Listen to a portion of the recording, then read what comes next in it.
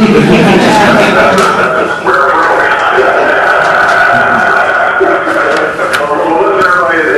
wonderful to join all of you today. I know that we've got over 100 communities gathered in offices along with some citizens. We've got elected officials across the country. A pretty representative sampling is here in the Roosevelt Room right now. They're joining me today. They can testify that this is not a recording. There's been a lot of talk about the fiscal cliff lately, but and I think maybe sometimes the reporting doesn't clarify for folks what exactly is at stake. Essentially, we've got a couple things going on. Number one, if Congress doesn't act, about $1.2 trillion in cuts will be made. This is the so-called sequester. And a lot of these cuts would have an impact on the communities around the country. If you've got a big defense contractor in your state or your city, for example, it might mean that they end up having to lay folks off.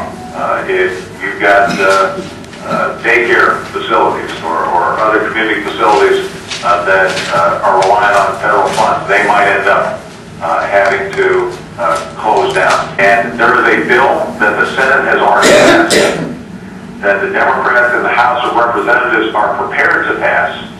And what the bill would basically do is say that for the first $250,000 worth of income, the income tax rate won't go up. It's real simple. What that means, again, is 98% of American families will not see their income taxes go up next year. 97% of small businesses will not see their income taxes go up next year. And even millionaires and millionaires would still be getting a tax break on their first $250,000 worth of income. The cleanest way to raise revenue in a way that does not hurt middle-class families and does not impede our ability to grow, allows us to continue to invest in education, research and development, infrastructure, all those things, is simply to let the tax rates go up on folks like me who can afford it. Step number one in solving this fiscal cliff problem is just making sure the middle class tax cuts are extended. That's all we have to do. We're not even asking Republicans to vote affirmatively for a tax increase. We're just saying, just protect the 98% of Americans from a tax increase. Something they should say they're already for. If that gets done, that takes a lot of the edge off the fiscal cliff. A big problem is solved. The next step then would be to do a bigger package that also includes some smart spending cuts, does tax reform, and puts us on a solid economic footing for a long time to come. After this call, what I'm hoping is that all of you will join me in making your voices heard, contacting your congressional representatives, speaking to your local media outlets on why extending tax cuts for 98% of American families, 97% of small businesses is the right thing to do for your community. And I also hope you'll join over 300,000 Americans so far who are already speaking out about what $2,000 in lost money would mean to them. They're sharing their stories on whitehouse.gov or Twitter with the hashtag My2K. All right. Thanks, everybody.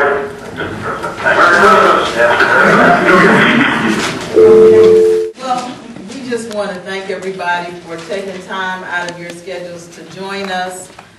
You know, like the president said, everybody knows that fiscal cliff sounds bad. Any kind of cliff sounds bad. And so this, I hope, provides context. I know it has for me to participate in these calls and really hear what that means in dollars and cents. And I mean, $2,000 is significant. Obviously, our congressman is supportive of the president. There are some other members of Congress throughout the state of Indiana who are not, and to the extent that they represent Indiana, yes, they represent their districts, but they also represent Indiana. It's worth contacting. Well, thank you again. And the party's over.